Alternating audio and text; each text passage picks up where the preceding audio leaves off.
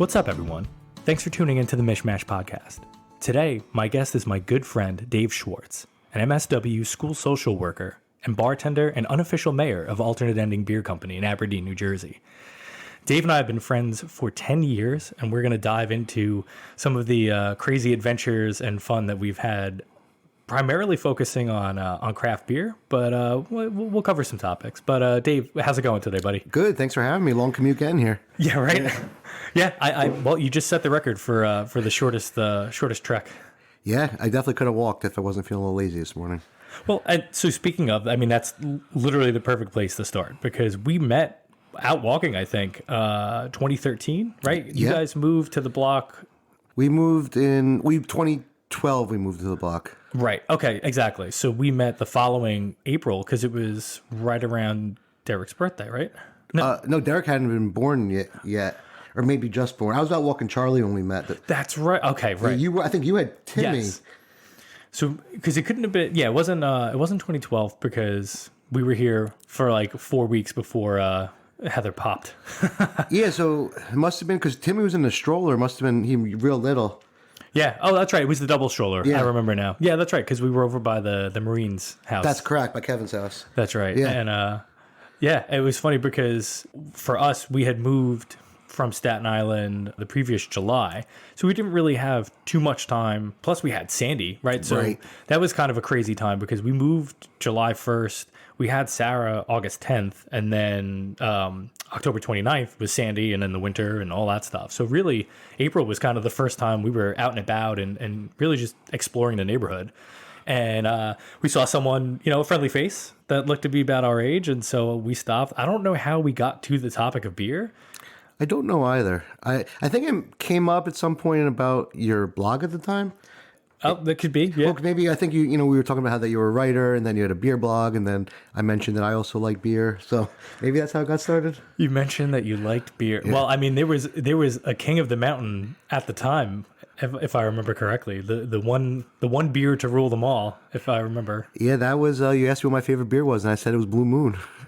Oh my! And it's so fun. I mean, there's absolutely nothing wrong with that, but it's just so funny to look back on all the literal thousands of beers that we've had since then. And that's, you want to talk like an auspicious beginning to it? Yeah, I mean, it's funny because I knew I always liked beer. I mean, I worked in the part-time in the industry since I was 21, working in different liquor stores. I always knew I liked beer, trying new beers, but until I met you and really discovered how deep it really goes, I had no idea how much more there was besides Blue Moon. I just knew I liked beer at that point. But then I think once our friendship started off from there, and you started teaching me, based on all the beers and travel experience you had, that my I just kind of went crazy as far as trying to find new beers at that point, better than Blue Moon. Yeah, and it's great. It's definitely a boomerang effect because now I'm constantly learning just about beer stuff in general, but in so many other facets. And that's what I think is the most interesting thing too. If you look at the journey that we've each been on separately, but also together, like we've really covered some ground in terms of beer. It started out, like you said, like you just liked Blue Moon. We were kind of just getting into it. I feel like 2010 or 2011 was the first time we went to like Dogfish Head, Heather and I. And so we were still really, really new into the scene, if you want to call it that. And to think about, well, I guess we're going to talk about all this stuff today, but to think of all the experiences that we've had since then, it's pretty wild. It's been a long 10 years. We've literally covered a lot of ground together, separate, and then bringing beer back for each other from our trips. So it's been a lot of fun stuff. Yeah, I think so. And I don't remember how far into my journey, numerically speaking, I was at that point. I don't know if I had hit the 1,000 mark yet, but I think I feel like I was much, much earlier on where it was like, I was trying to I guess go for 100 different beers or 500, whatever it was. And I just remember that number seemed like so ridiculously insurmountable. And then, I mean, as you know better than anybody, right? How quickly that can escalate. Absolutely. The other thing that's crazy too is we had I started trying different beers back in 2006, give or take. So back in college, we were in the city, so we were going to freaking Applebee's and, all these places. I wasn't into the craft scene at all, but I got tired of having just like the same stuff all the time. So that's how I wound up going for Sam Adams. And then there was this beer distributor in Brooklyn, and they had this Beers of the World pack, which I realize now is partly just like old shitty beer that they never sold. Right, just trying to get rid of it. But still, I mean, it blew my mind that I could have beer from China, from Thailand, like all over the place. And then it was really that thing that kind of spurred me on. So the year or two before we met, Heather's cousin and I had started that beer blog, The Beer Whisperers, and we were starting to go and check places out. So that was like Cloverleaf Tavern was huge in my beer education, and you know, their MBA and PhD programs like helped a lot in that regard. So by the time we met, I guess the momentum was really building. But it was an interesting time for beer in New Jersey specifically, because I think it was feasible to get to every single brewery in the state back then. I know in 2011 it was, but even in 2013, like I feel like there wasn't just, you know, an insurmountable number. No, and when was it? It was 2011 or 2012 when the beer laws changed in New Jersey, where they were able to charge to go to tasting and you had to have a tour. So that's what allowed all these. At that time, there weren't that many breweries because their mindset was like, we can't really. How do we make money if we have to give our beer away all the time? So it was around, I guess, 2012. Really, when the boom really started happening in New Jersey, and then breweries were just popping up like wildfire everywhere. Yeah, because I don't know if we had. Oh man, was it? There was a guy that we knew that was like really big in the New Jersey craft beer scene. And I don't remember if it was like newjerseybeer.com. I just remember he was one of the first follows I had on like Untapped and Instagram. But I remember he had a map, like a brewery map, which tells you how few there were, right? That you could actually put like the logos and stuff on there. And I think I would say between the two of us, we probably hit at least half, if not 3/4 of what was out there. Without a doubt, easily. But there were definitely some that were more out of the way, especially like up north. Like I feel like we did more, you know, from I know if you're from New Jersey, there is no such thing as Central Jersey, right? But from the middle portion of the state south, we covered a lot of ground. And, you know, part of the fun was at that point just sort of exploring it. But I know for me, I feel like we've both slowed down a lot in the, you know, sampling stuff regard. And for all of our drinking experience, I wouldn't classify either of us as a beer snob, but I do feel like it's sort of an inevitable consequence of all of the beer that we've had is our palates have become a little more refined, right? We know what we like, and really we know what we don't like. And I know for me, you know, it's one thing when you're out on a road trip and you're in the middle of freaking Kansas or Nevada, you know, wherever, and like you just want something to drink. It doesn't matter if it's, you know, the same amber lager, Hefeweizen, you know, like all that stuff. But when you're going out in New Jersey and trying to explore all these new places and it's just the same thing over and over again, it gets kind of old kind of quick, I guess. Yeah. And it's also been crazy to see how much since then, how the beer scene has grown, how we grew. And then we were like so into it, chasing whales per se, you know, for a while. And then, you know, trying to try every beer that came out from every local brewery. But then, as you said, we discovered what we liked, what we didn't like. And, you know, with both of us having kids and busy lives, it just got hard to do that as much. Yeah. And for the uninitiated among us, whale hunting is the term for, you know, going after like really rare exclusive beers, ones that are really sought after, really difficult to obtain, you know, to go out of state. Like I think of like Dark Lord, right? From Three Floyds. They have a whole day dedicated to it. Hunapoo's another one. And, you know, those are things that like they're released once a year, super limited. And then the variations and stuff become even rarer. And so I think it's fair to say we both got caught up in that craze. Without a doubt. And yeah, I mean, looking back, I'm not proud of, it wasn't even just the beer hunting. It was the hoarding that I was doing that eventually I was just like, you know what? Like, I mean, as it is in the fridge, that's probably 15 feet to your left.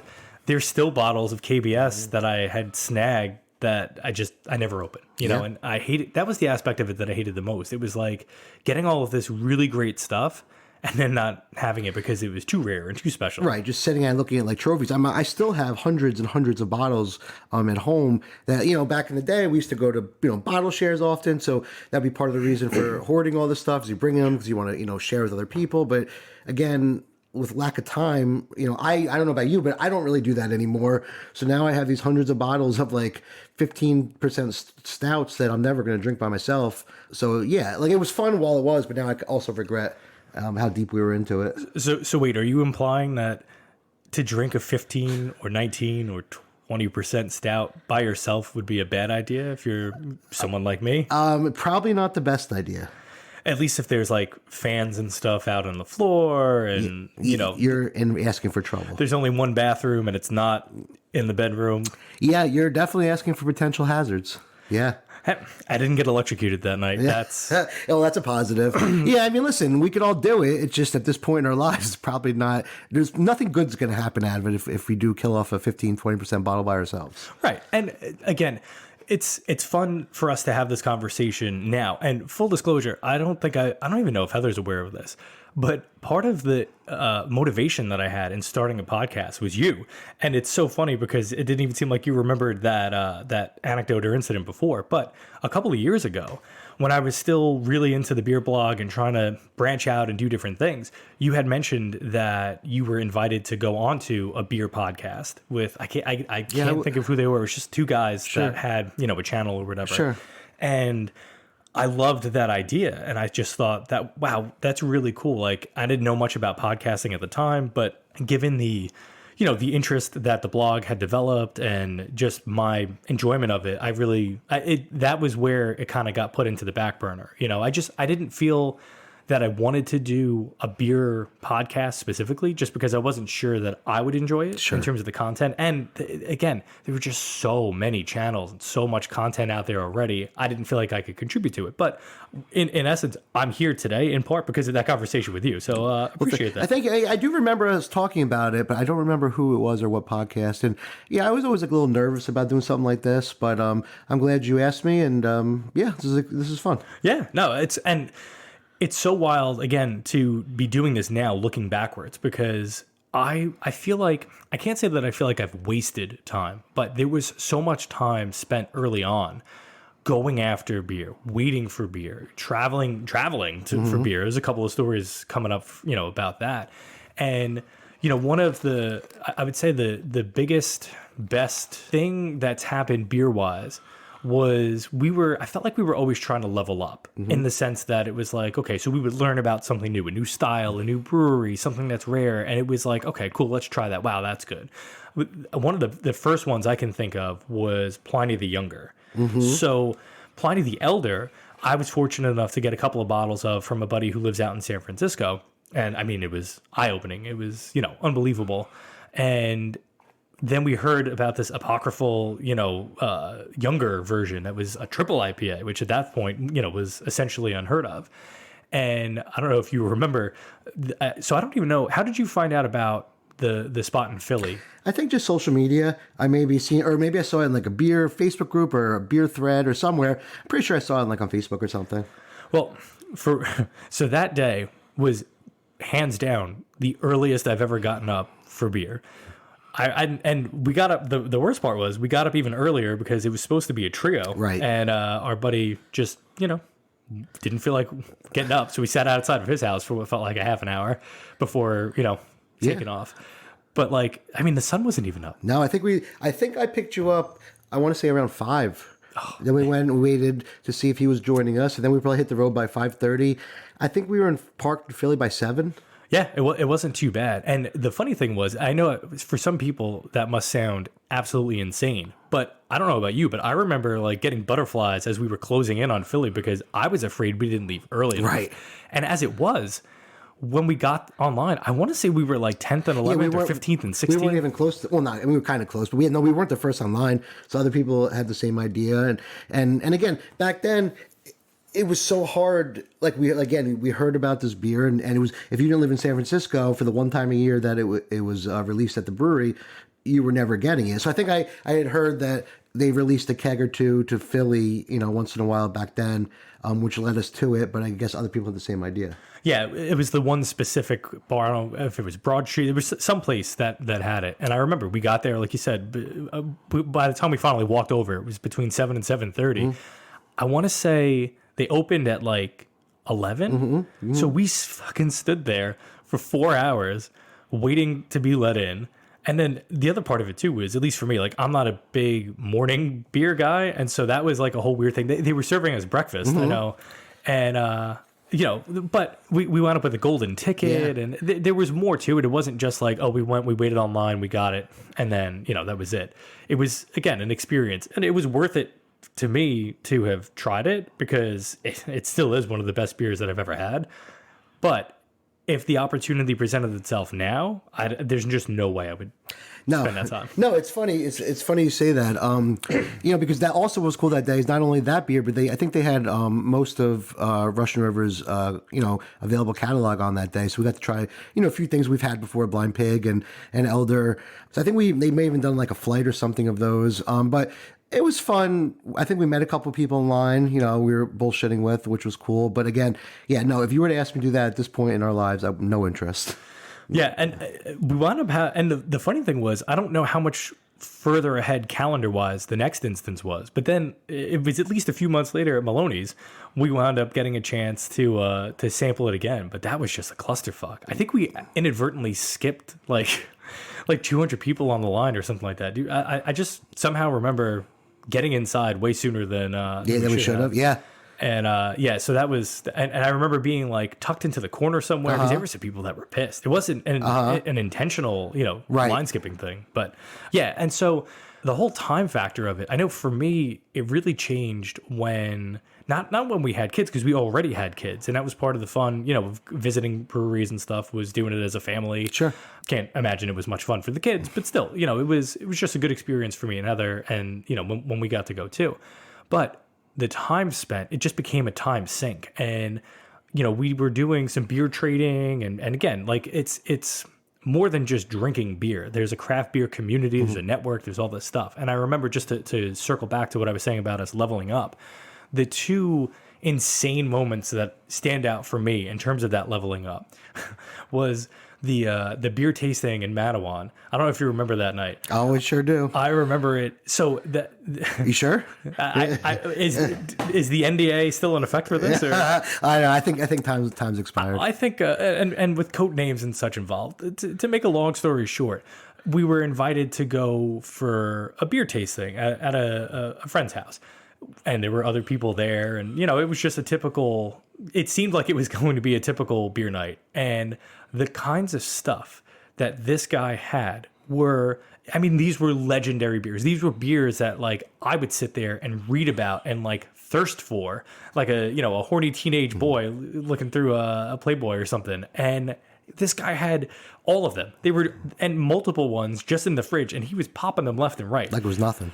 And we were drinking them like it was nothing. Now, for you, it was nothing. But for me, we had the wheat wine. So that was 16%. Then we had Black Tuesday and all these beers. And it was just I knew I needed to say no at some point, and I just couldn't because, this was having thimblefuls towards the end.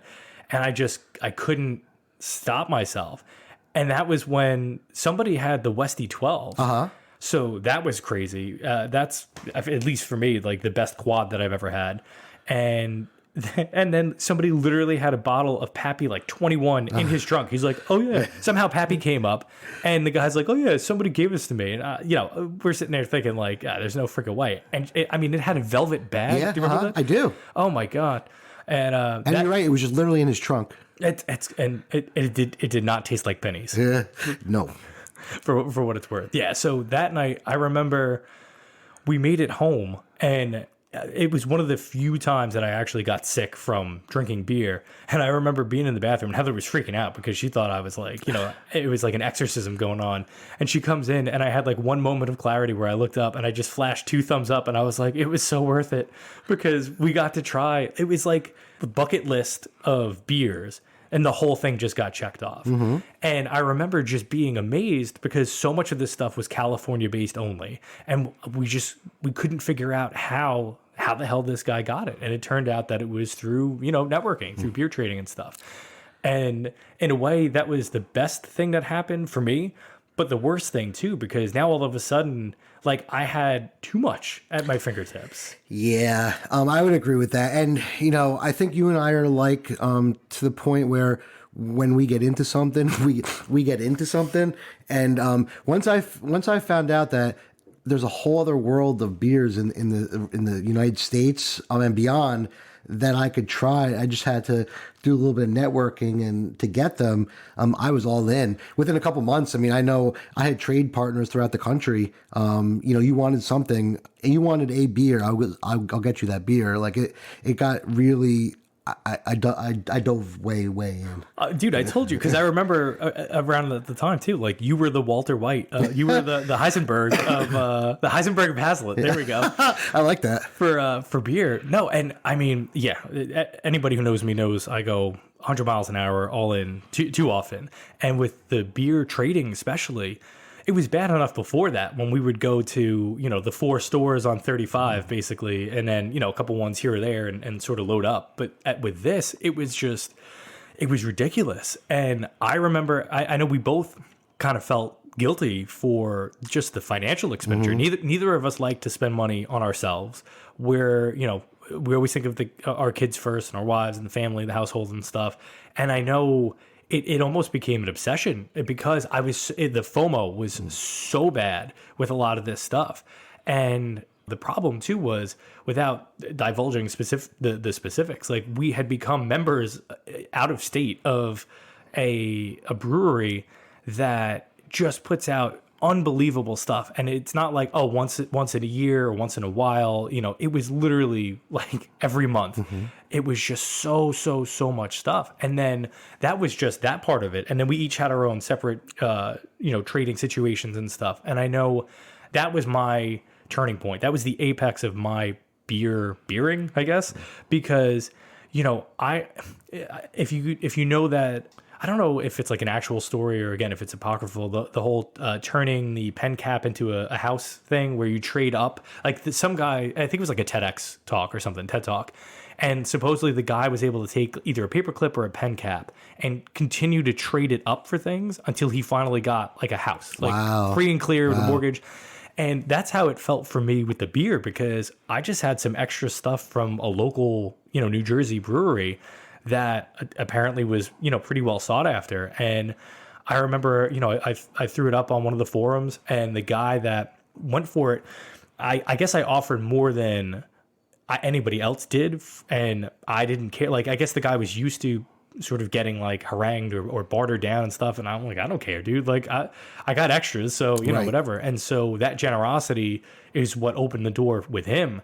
And I mean, it got to the point where, like, he was sending me boxes of extras, like filled with like 10, 15 bottles that were like $50 a piece. And I couldn't keep up with the demand. It wasn't like he was demanding, but like he needed stuff, again, locally.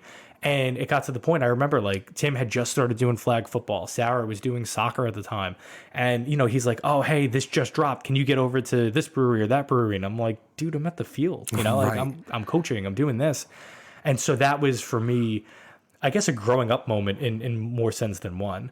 And it's funny too to mention Tim in football, because I mean, you're actually the man who taught my son how to catch a football with his face. His face, yeah. It was great.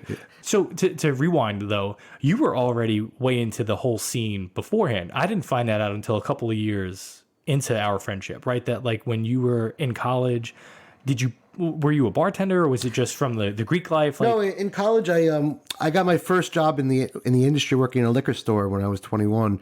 It was a part-time job. So I used to, every shift, I'd come home and I'd bring a 6-pack with me. Because again, back then, there wasn't like now you go to any liquor store and you could like buy the single or mixed packs. But back then, that wasn't such a thing. So I would come home every night from my shift at the liquor store and bring home a different 6-pack with me. Like I said, I love trying new things. I just had no idea what it really looked like at that point. Right. And then, so it's funny too, because I guess I kind of live vicariously through you, because my Squires affiliation actually prevents me from ever working in the industry. Oh, I didn't know that. Yeah, I would have to sacrifice that, and that's obviously too big of a thing. And funny enough too, right? That was May. So that happened right after we met, because that was May of 2013 that I got the what do you call it? The plot, deed, and all that. So that was pretty cool. Yeah. But yeah, so I have a laundry list here of either stories or anecdotes related to beer and to sports. So one of the things that I wanted to talk about was some of our specific adventures that we had gone on. And the one that stands out right out of the top of my head was the Extreme Beer Fest in Boston. Do you remember going up there? I remember most of it. Yeah, I mean, I went a few times. Did you go once, or did you go a few times as well? I got all of the experience in one that time. one setting. And again, just to speak, so I have two friends, you and this guy Brenton, that I knew from Baruch, who either have no liver or the superpower is just this ability to pound him down. It really is unbelievable, and not in a silly bro frat kind of thing or whatever. It's just, I mean, you guys are tanks. Like, there's no stopping you. And that night, the Extreme Beer Fest, if I remember correctly, we didn't go up together, No, but right. we met at the event, and I think you had either pre-gamed beforehand, right? Then went and outdid me there. Again, not a competition, but I just remember, like, I was ready to tap out and you were still rolling. And then you got invited to, like, not an after party, but like something at the hotel you were at or something. Yeah, I think it was like a bottle share or something. The bottle share, that's what it was. Yeah, I went to the Extreme Beer Fest. I want to say 3, 4, maybe 5 times, but I think that was one of the first ones, and that was a really, really good time. I enjoyed that festival every year until I couldn't hang like that anymore. My last year that I was there. Oh, well, and that's the thing, right? So for anybody who's not familiar with it, so there's all kinds of beer festivals, and they've gotten much better. What's great is, when you go to those events, it's an opportunity to sort of do some one-stop shopping. Wow, it was like a brain fart there, where, you can try a bunch of stuff from a bunch of different places all in one spot without having to travel. But the flip side of it is most of it's just flagship beer, right? Mm-hmm. So it's nothing special. That's what made the Extreme Beer Fest so unique and awesome. Yeah, that was like, it was literally like a convention center of breweries with like hype beers that we were never getting anywhere else, that were extreme in nature by either adjuncts added or ABV. So it was a very cool festival, and especially back then, piggybacking what you said, is I still don't really love beer festivals because most of them are usually like you said, like distribution fests, like they're distributors where Miller products or Bud products. So back then, it was very rare to find a festival like this where it was, brewery specific and trying things that you couldn't just try anywhere. So it was a really good time. Yeah, and for Heather and I, our favorite events were always the Dogfish Head ones, right? So they had the Analog A Go-Go, they had the Weekend of Compelling Ales and whatnot, and those were great too because, again, like, it was stuff that was brewed specifically for the event that you would never have anywhere else. And then, at least for Dogfish Head, there was music, there were local artisans and food and all that kind of stuff.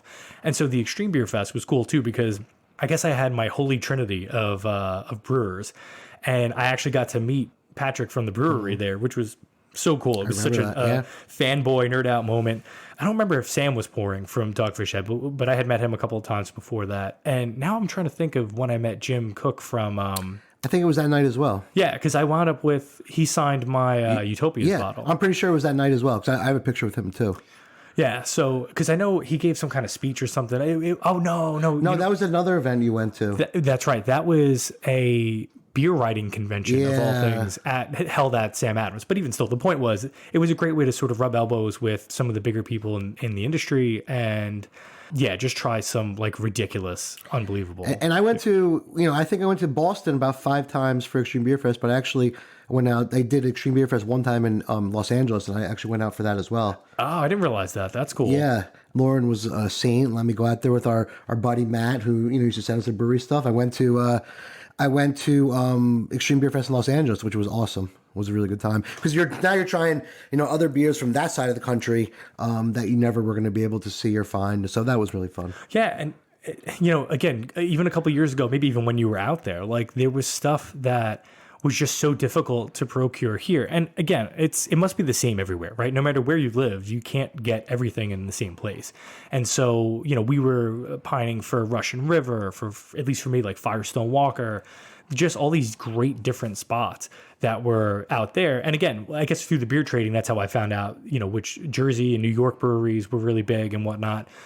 And it's so unbelievable now to walk into our wine academy and to find, Lawson's sitting on the shelf. Alchemist. To have Alchemist there and be like, oh, you want some? Like, and I think that 10 years ago, that's what I hoped the beer scene would become. And, you know, in New Jersey, see, that's the problem. For people who don't know, like, New Jersey has these draconian, unbelievably ridiculous laws where it comes to alcohol, liquor licenses, restrictions and stuff. And it's gotten better over time, but it's still not anywhere near where it should be. No, and I want to say, if there are not many positives that came out of the pandemic, but the one that I could think of is the amount of beer we can get here now that we couldn't get before.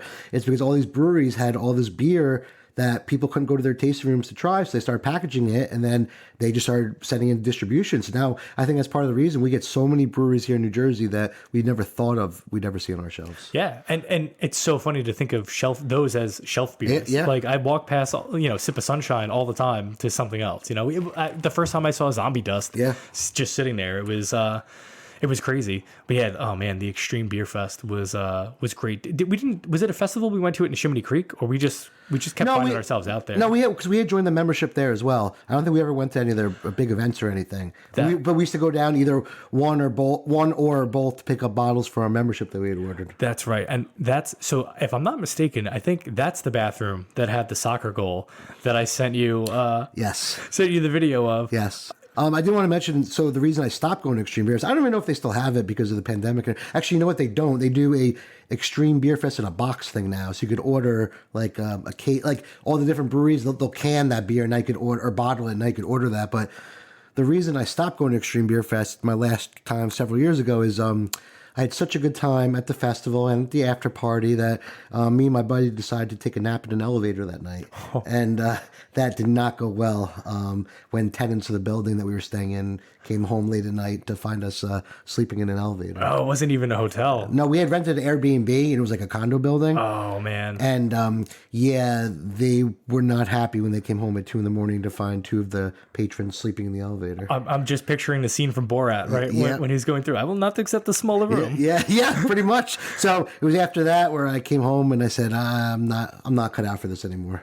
Again, the NDA, there's, oh man, I think it was twice that we went down to Atlantic City together with as a group. Now, this was well after like the super hype of Four Loko running rampant. But for some ungodly reason, I was hell bent on trying it and mixing it with stuff.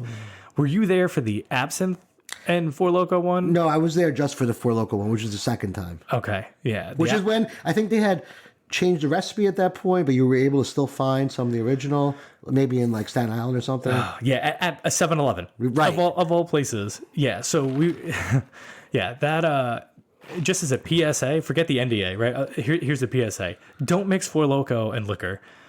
Just don't do it. That one wound up being a fun night. We were celebrating my friend James's engagement. Okay. And we went to that secret bar. That was awesome. In Trump Plaza when it was still there. And it's one of my favorite pictures of all time is him blacked out on the bar. We had just left the hotel room after the Four Locoing, and I guess it just took his legs out right from under him. And then there's the rest of us that were all smiling and posing for the picture. That was a great picture, yeah. But and speaking of sleeping where you're not supposed to, I believe he was also the one who then passed out on the carpet, like curled up on the carpet at the entrance to Tropicana. Yeah. And that's when we decided it was time to put him to bed. Yeah. And yeah, it wasn't the jitney, it was a cab, right? I think you guys popped in a cab. Yeah, it was a cab. Back. Yeah. And yeah, that was a legendary conversation between you and that guy. Oh yeah. You made great friends there. Always. Then we came back, and then I think the Dave Schwartz freight train took off. Oh man, yeah. I just remember, as happened so many times, winding up at Johnny Rockets at like 4:30 in the morning. Oh, but so yeah, you weren't there for the absinthe one, and I'm not one to condone being an asshole when you're drinking or drinking too much or whatever. But this was just one of those few times where it was too much too fast, and it was the only time. And funny. For my bachelor party, I mean, obviously this was before we met, but you know the story that we wound up doing pub golf. Yep. And the goal was to try to do like each drink. Okay, let me restart that. So pub golf was an idea we got from my wife of all people from, was it Love Actually? Some kind of rom-com. It was something that came up there. And we all just decided this would be the best bachelor party idea that we could do. So long story short, we decided to go to 18 bars in the city, and we had a whole scoring system and everything where, if you had like, I didn't want it to get out of control with people trying to one up each other. So like straight liquor was 2 under, a mixed drink was 1 under, a beer was par, like that kind of thing. And so at the end of that night, I had I think it was 18 shots of Jack. No, I had the bonus 19th shot that wound up all over Brenton's shirt because I spilled all over. And then the freaking brain hemorrhage shot and the tequila shot. So even that night, I didn't black out. I did commit a hate crime on the way home, which is a separate story. I'll do an episode about that at some point. But with the Four Loko and absinthe mixing night, that was bad because I didn't even feel it happening. Like, 1 second, we're listening to music, we're drinking in the room, and the next thing I know, I wake up and I'm sitting up in the bed, and it was downhill from there. But I remember being on a jitney there too at like 4 a.m, coming back from Borgata.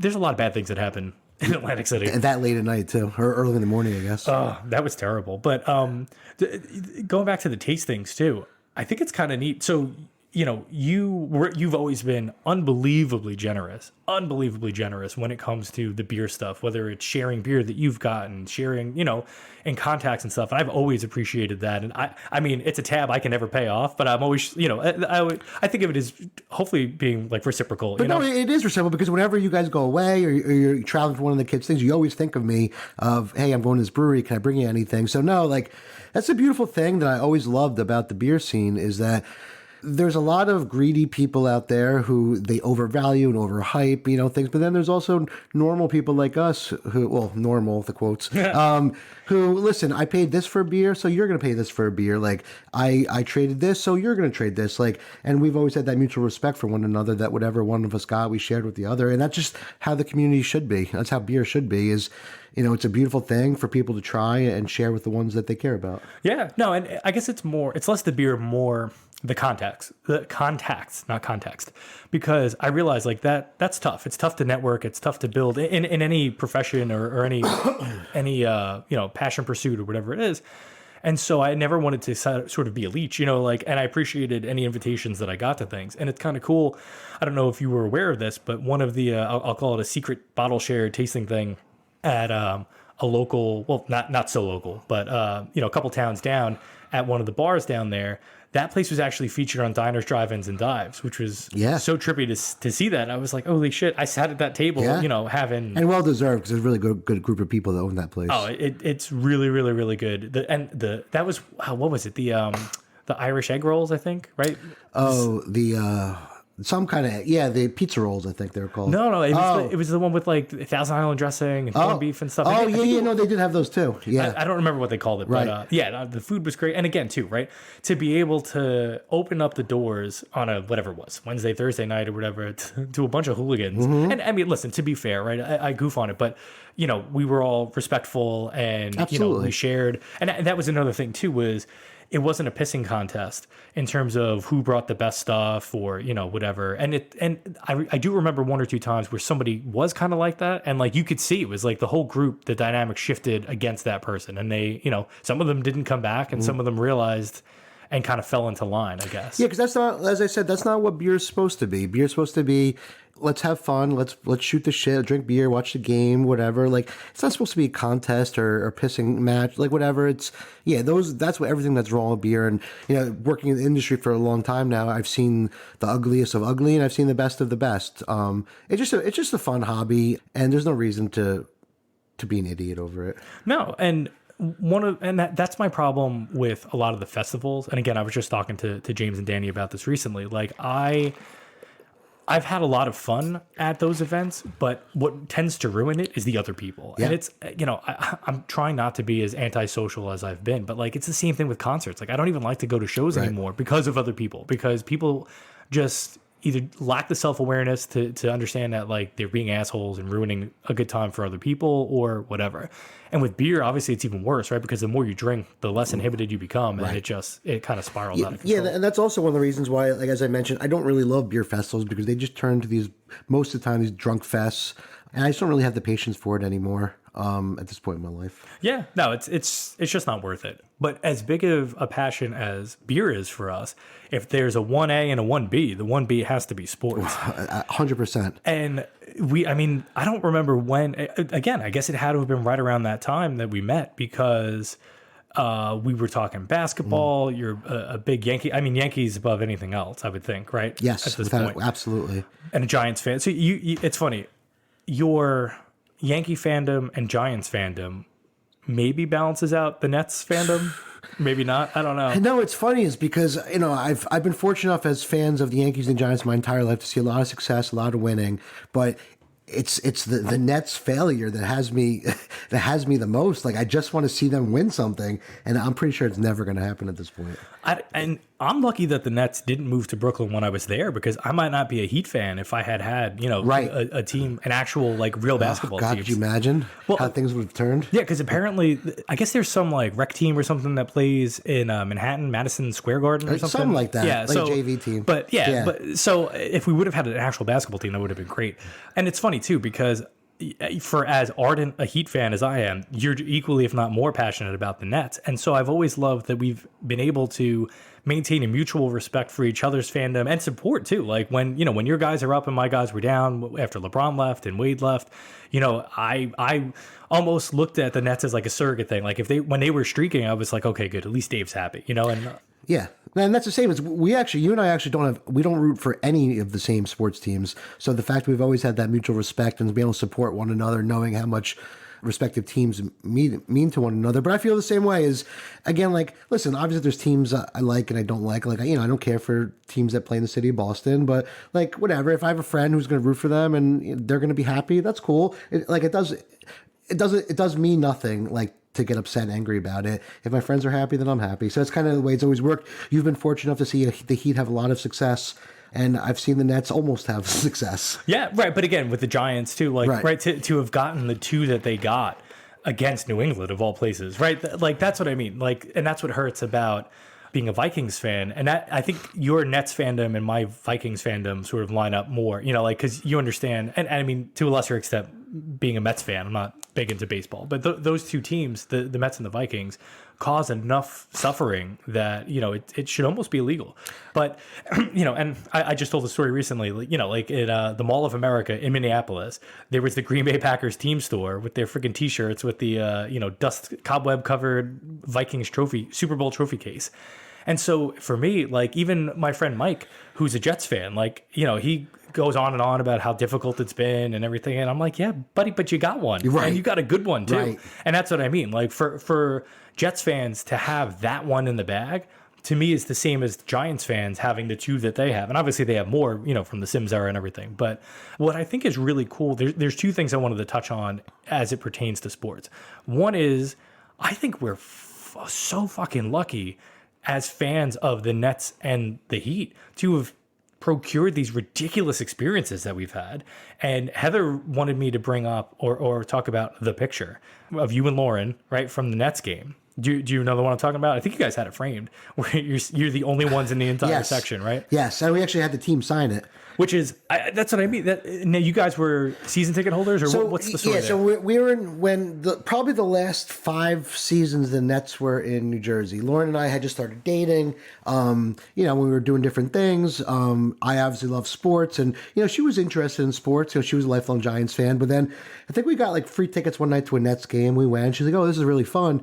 So back then, Nets tickets you can get for $10, maybe less than that. So we just started going to Nets games and really enjoying ourselves. And then we just decided one year to buy season tickets. So being that there were very few New Jersey Nets fans who were loyal and consistent like we were, perks often came from that. And so it happened to be the game that you're referencing was the night that the Nets either tied the record for the worst start in NBA history. Oh, shit. It was Owen, whatever it was.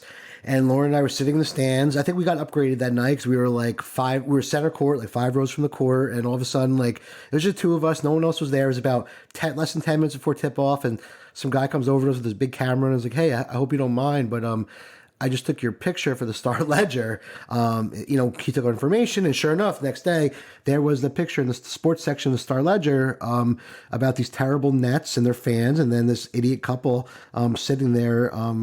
Sitting there by themselves to watch the game. So we thought that was cool. So we ended up printing that out, and then again, because of the perks they gave us, we used to be able to go courtside before the games and meet the players and stuff. So we had most of the team sign that picture. It was so cool. And for what it's worth, in terms of the Nets super fans, I'll take you over Mr. Whammy any day. We actually have a shared Nets and Heat experience, but it's more Nets. We went the one time, right? It was the playoff game. It was that playoff game. So back when business was booming, my wife was able to get us tickets to go to a playoff game for the Nets, and they happened to be playing Miami. I think it was like the second round. And we found out that the tickets came with like a $1,500 stipend for food and drink each. There was 4 of us. And I remember taking that as a personal challenge. We had and because of, they were corporate tickets, we had access to the private clubs and everything. I want to say the final tally was like $700 or $800 between the 4 of us, which, I mean, I'm still crushed that we didn't hit 4 figures. But we gave it our all. I mean, we ate and drank as much as we possibly could. I don't think I could have fit another thing in me that night. Hey. I remember, yeah. I remember the last thing I choked down was like an ice cream sandwich or something, just to I just had to have it. But, oh my God, I never ate and drank so much in my life. I remember smuggling stuff out, just to get our money's worth. And again, this was the thing I forgot to mention. So I just was going through one of the cabinets recently, and from that legendary Atlantic City trip, I have one half of a welcome sign that I think you have the other half of. I don't remember where we got it from. That's hysterical. But I think you got the well, and I had the rest of it. That's really funny. Hey. Yeah. So that was funny. But yeah, so we went to the Nets game, and it was a good time. It was interesting. Yeah, I remember because I think we went out before too. Did we go to Tourist or something before, or we went somewhere before? Oh, it was tour. Oh man, that was also an expensive trip. That guy knew. He was so smooth. The bartender there, he was just like, yeah, you guys should try this. Yeah, of course you're saying that, right? But when you get stuff for free to go from a place like that, you spent too much time and money there. But it was absolutely worth it. Yeah, that was a great day. But in terms of our sports fandom, it actually goes a little bit deeper than just, watching teams and stuff. We actually both named our firstborn sons after our respective favorite athletes. And I don't think that's necessarily uncommon. Maybe nowadays, I mean, I don't know, names are crazy these days, so who the hell knows? But naming your kid after your favorite athlete, again, is probably not that uncommon. But getting the opportunity for that kid to meet that athlete someday that's got to be 1 in a billion chance. And for both of us to have gotten to do it, it's pretty awesome. Is unbelievably awesome.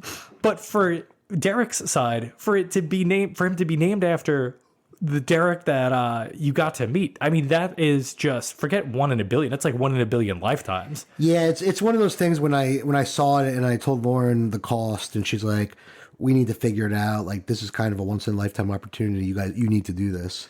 Yeah, but shout out to Lauren and Heather for being so supportive of our ridiculous ventures and stuff, and understand. And that's the thing. You mentioned that she wasn't a big sports fan, and neither is Heather. But I think they're fans of us, and I think they saw they sort of knew innately like how important that was going to be for us. My co-host here. Yeah, sorry, lapdog, yeah. So it's pretty wild to have wives who are that's right, Dada. so supportive of our sports fandom and understanding. I mean, also, to even allow us to name the kids for our favorite athletes, just in and of itself is pretty cool. But then to enable us to have these experiences, I'll do my whole thing with Tim and Tim Hardaway at some point, which, by the way, you want to talk about worst starts ever. Tim Hardaway has the record for the single worst shooting performance of all time. Is that right? 0 for 17 from the field. Wow. Look at that record. But I would say most people probably don't know who Tim Hardaway is if they're not big basketball fans. Derek Jeter, however, is a separate beast entirely.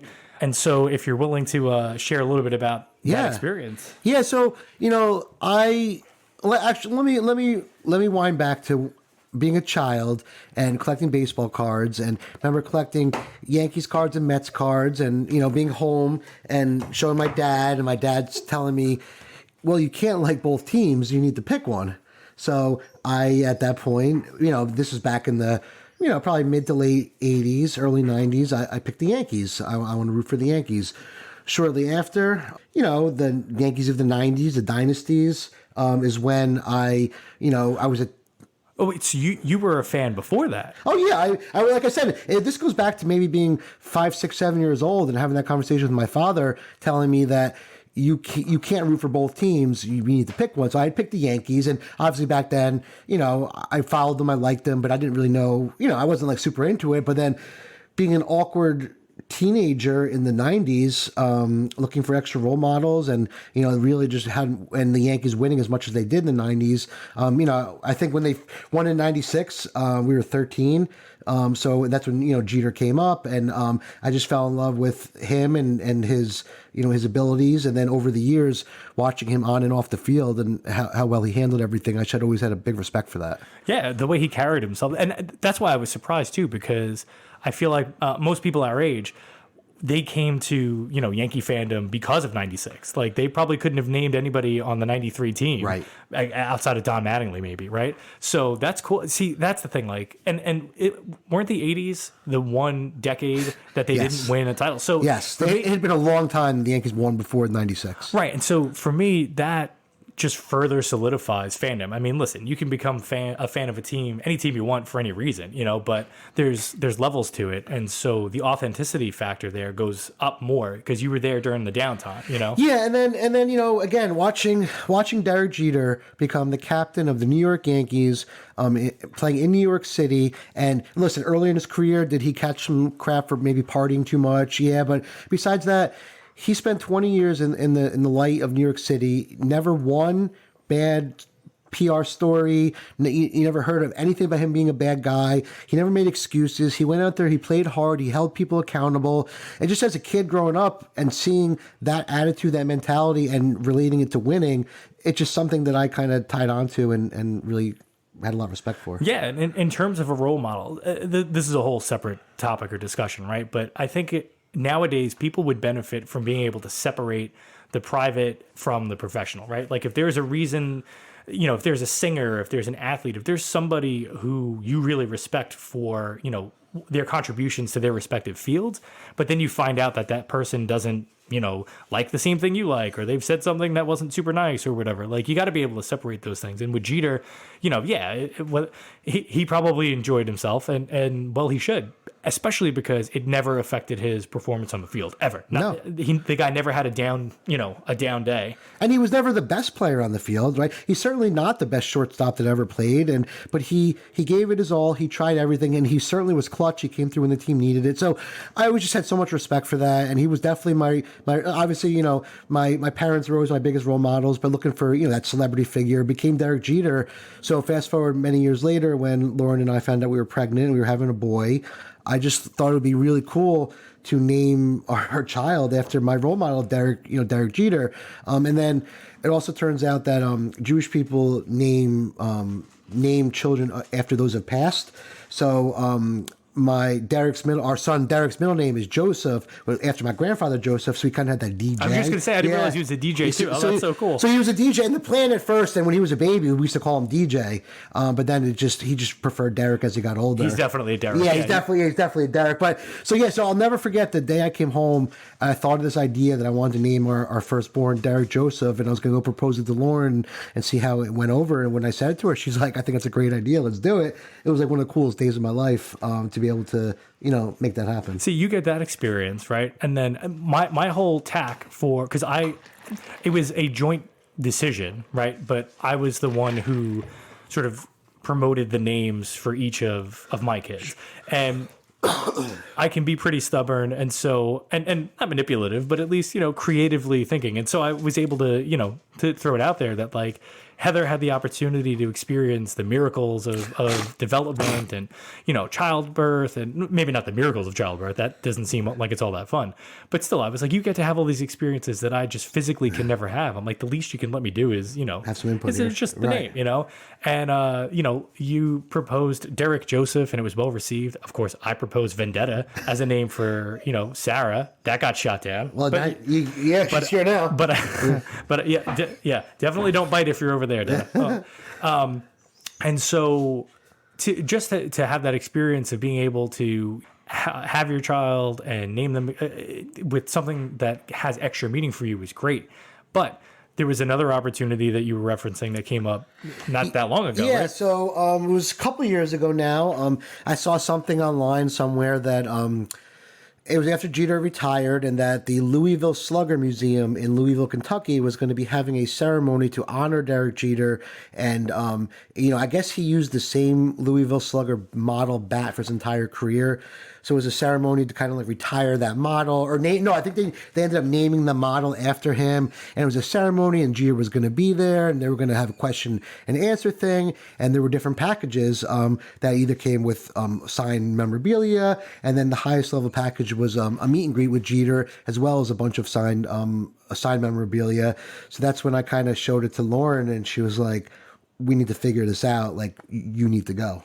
Which was like amazing. So yeah, Derek Schwartz and I, we went down to Louisville, Kentucky for a weekend, and we did a lot of fun stuff there. We bet on the horses at Churchill Downs, and we met Derek Jeter and hung out with him for a night. Any good beer while you were there? Or? Not really. I mean, we went to a couple local breweries, and obviously I hit up a couple of distilleries and stuff. But it was really the weekend where just me and Derek, and so I tried to do like.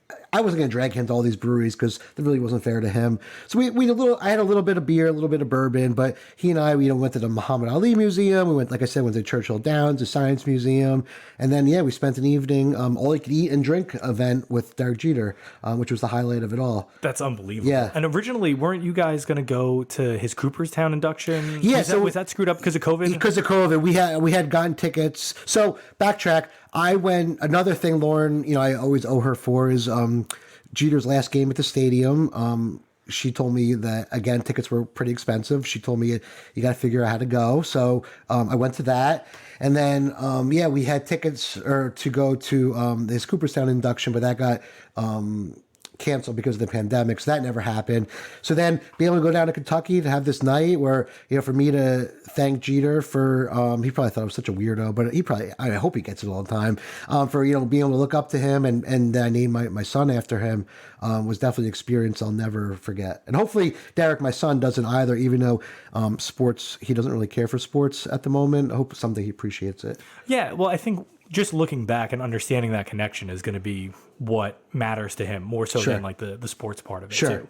No, that's so awesome. We're both definitely super lucky to have the support systems at home that we have, to have the understanding, and then to be able to have. It's funny. Right before I had the opportunity to go to Tim Hardaway's finally his Hall of Fame induction with Tim. Heather had actually gotten me. He was on Cameo. And she had gotten me one.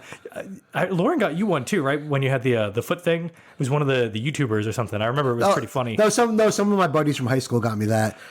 She got me a Cameo for someone else at some point from a reality show or something. Yeah, but when I was hurt with my foot thing, some of my friends got me. His name's escaping me right now. The Kujin, the pizza guy. Yeah, that was pretty good. It was really funny. Yeah. So it was really cool to have had those experiences, and. Yeah, it's a bond that you guys will have forever. And again, I can tell you from, going on trips to places that I dreamed about going since I was a little kid and wanting to, have the timing be perfect with the kids, like going up to Alaska. We were we were in a desert in the middle of the Yukon territory. The kids probably don't remember that, but they'll remember some silly, crazy little thing. Okay. If you ask Sarah about our trip to Alaska, while Tim and I took Tim on a solo hike because we were over by the Mendenhall Glacier and there was a waterfall. And I was like, as I've always been, I see something and I'm like, I got to get to the top of that. And so Heather was cool enough to let me take Tim, on a solo hike. And she took the little ones back to the hotel.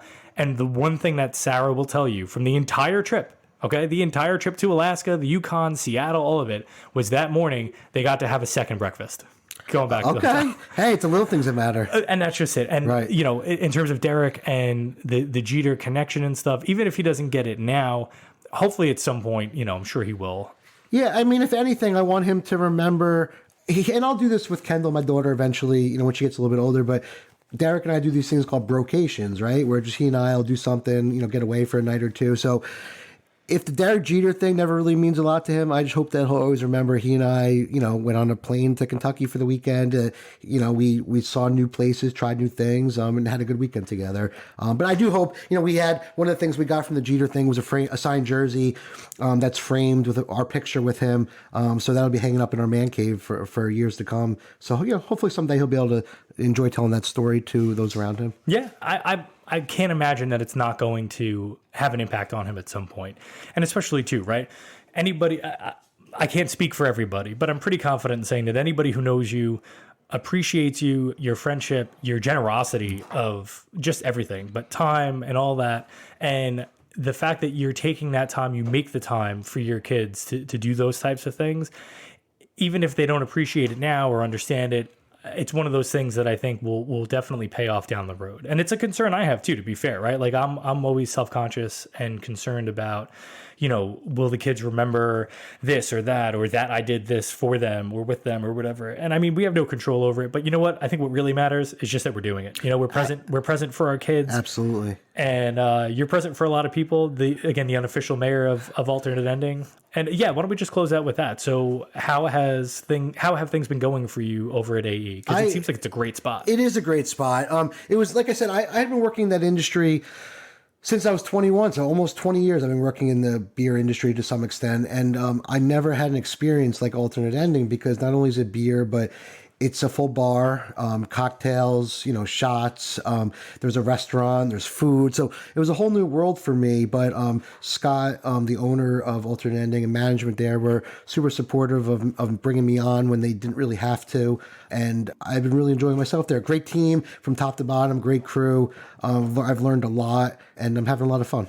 And it's a converted movie theater, right? Which is the craziest part. Yeah, so it was a movie. It was like a family movie theater, mom and pop movie theater for like a very long time that went out right before the pandemic. And then our owner, Scott, the space kind of fell in his lap. And originally we were going to be just a regular production brewery because that was his experience. But then he ended up getting a liquor license as well and then rewriting his business plan to become a brew pub, hooking up with Tallulah's from Asbury Park for the food part. So it's like, it's a unique experience, very family friendly, again, very supportive staff from top to bottom. And then for me, you know, like having a part-time job on top of a full-time job on top of family is hard. So I always wanted to be something that I enjoy doing. And I love talking beer. I love talking with people.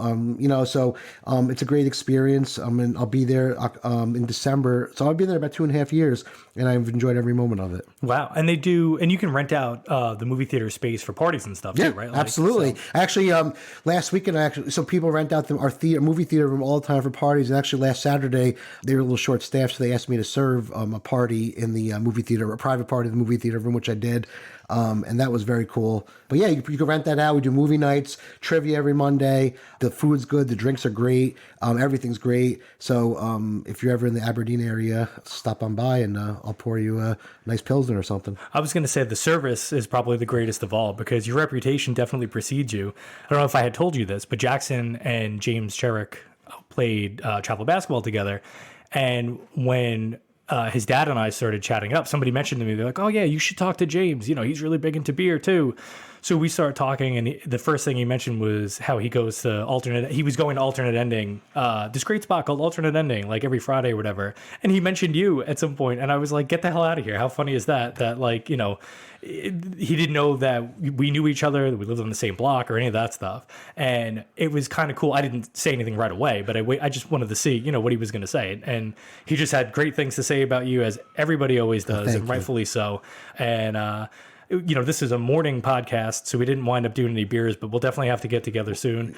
I will be coming back with Treehouse for you in a couple of weeks. That's awesome. So we'll definitely have to get together for a celebratory brew. I guess right around your birthday. Yeah, right? and we'll actually be out in LA for my birthday, so hopefully I'll be bringing back some stuff from there. Nice. Yeah. Yeah. I'm glad we finally got together to do this. You were one of the first people I wanted to have on, but I wanted to kind of get my feet under me, and feel like I knew what I was doing. Not that I know what I'm doing now. No, this is really fun. It was a great setup. I really appreciate you considering me, that anybody would have any interest in what I had to say. And this was a lot of fun coming on here today. Yeah, and that was it. Like, the storytelling aspect of it, I think, was what I was looking forward to, because we always have a good time wherever we are. There's always some crazy story or some wacky thing that happens. Whether it's the pennies, the kid with the mustache. Right. There's just a whole book filled with references. And that's my favorite part about our friendship and about life in general is just, life's too short. Have fun. I'm all about the story. Always have a good story to tell. Just enjoy every moment you can. We've had a lot of good stories over the years, and looking forward to many more to come. Yeah, same here, man. Well, thanks so much to my buddy Dave Schwartz for coming by, and thank you everybody for listening wherever and whenever you are.